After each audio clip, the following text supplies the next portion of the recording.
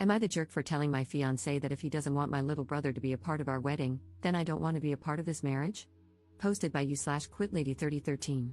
I'm 30F and currently 2 months pregnant with my first child. I'm engaged to my fiancé of 3 years, James, 31M. For a little background, when I was 15, my parents had my baby brother. 5 years later, when I was 20 and Matt was 5, my parents and Matt were driving home when they got into an accident, resulting in my parents' death. After the accident, I was completely devastated, but I had to pull myself together for my brother. The following month, I buried my parents, and with the help of my aunt and uncle, I applied for guardianship of my brother. It took about 7 months before I was approved. I had to secure a stable job and income, which I did, and proper housing for me and my brother, which I managed by using money from my inheritance to buy a house. It was difficult at first, working while looking after my brother, but over time, it became easier, though it still has its ups and downs. However, I would do it all over again for him. I met my fiancé when I was 27 at a gathering, and we just clicked. After 3 months of dating, he proposed. At first, I said no because I still had my brother to take care of, but after thinking it through, I said yes, and we agreed to wait until we were financially stable. At the beginning of this year, we decided to finally tie the knot, especially since I was pregnant and didn't want my baby to be born out of wedlock. We started the wedding preparations, and it was set for October. However, after what happened last Saturday night, it looks like there might not be a wedding.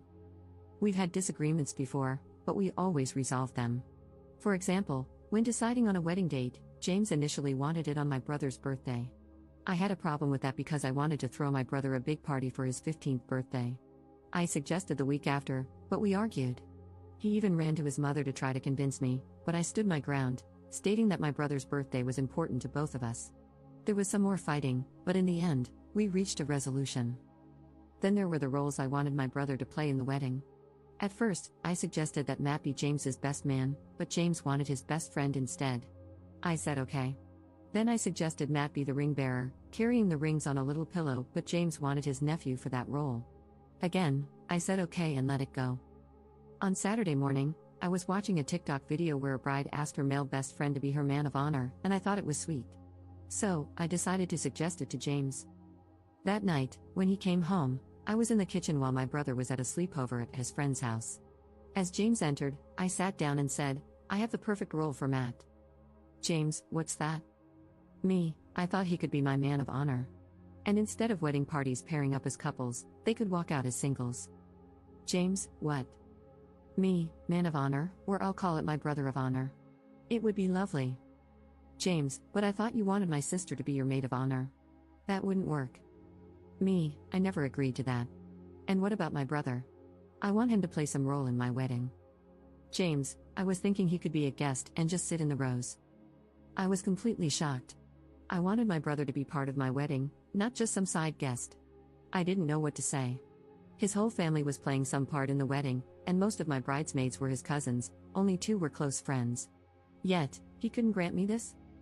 I stopped what I was doing and told him no. It was my wedding too, and I wanted my brother to be my man of honor. He insisted that his sister was a better choice, and that my brother should just be a guest. He also said he didn't want children in the wedding party. I completely lost it, and the argument escalated from one issue to the next. Since Saturday, James hasn't come home. He only sent his brother to pick up some of his things, and his mother and sister have been blowing up my phone, calling me selfish and saying, "So what if your brother is a guest?" The last time they called was Wednesday night, and I went back crap insane on both of them, using language I'm not proud of. I ended the call by saying, "Yes, my brother is more important than James in this wedding.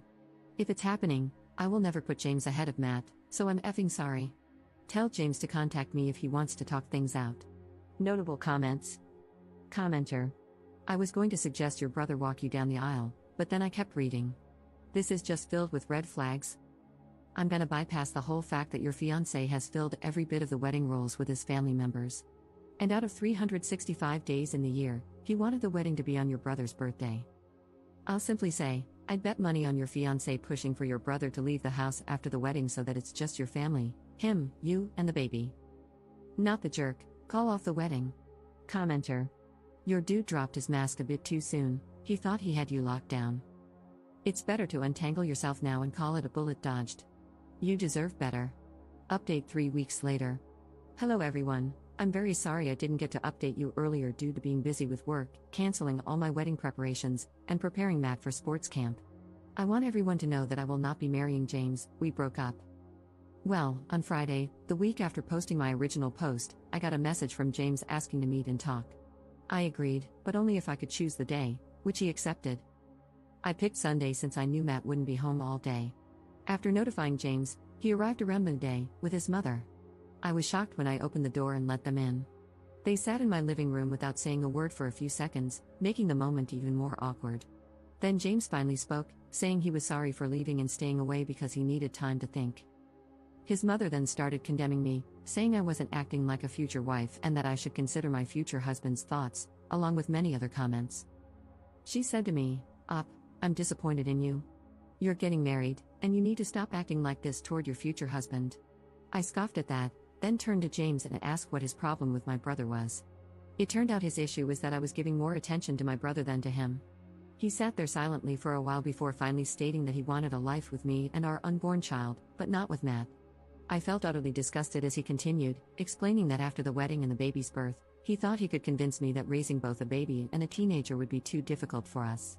He said it would be best for me to send Matt to live with my uncle and aunt, though he would allow me to continue supporting Matt financially. I was completely shocked. Before he could say anything else, I told him, sorry, but no, that isn't happening. My brother isn't going anywhere. I stood up, took off the ring, handed it back to him, and told him it was over. Both he and his mother immediately started arguing, saying I didn't have to do that, and that I would regret my decision.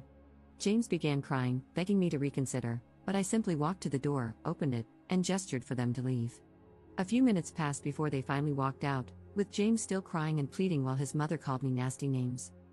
Later that evening, his sister and mother blew up my phone, cursing me out. I only responded to tell them to have James come pick up his remaining belongings. There are a few things I would like to respond to. 1. I saw many asking why I didn't choose Matt to walk me down the aisle.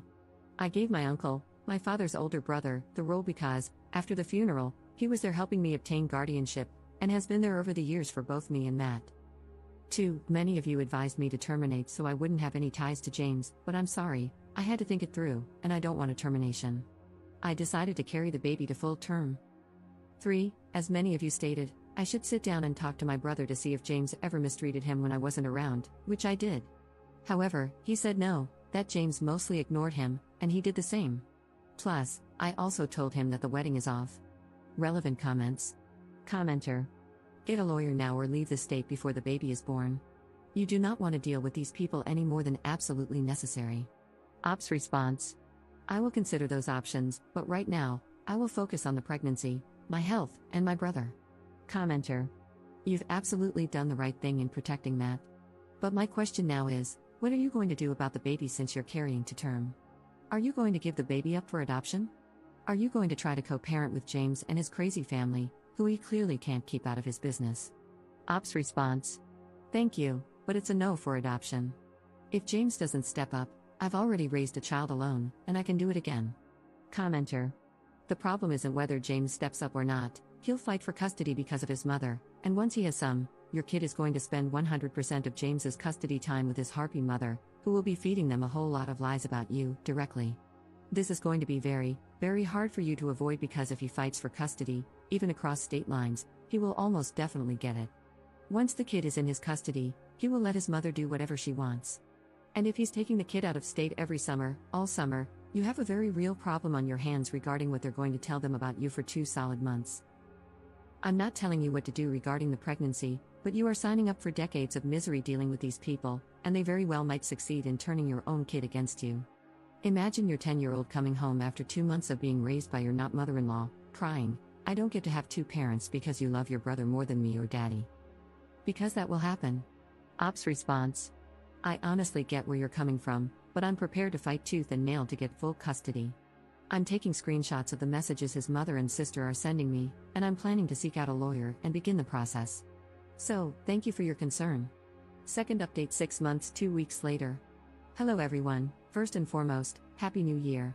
It has been a while since my last update, but I'm back to provide some news.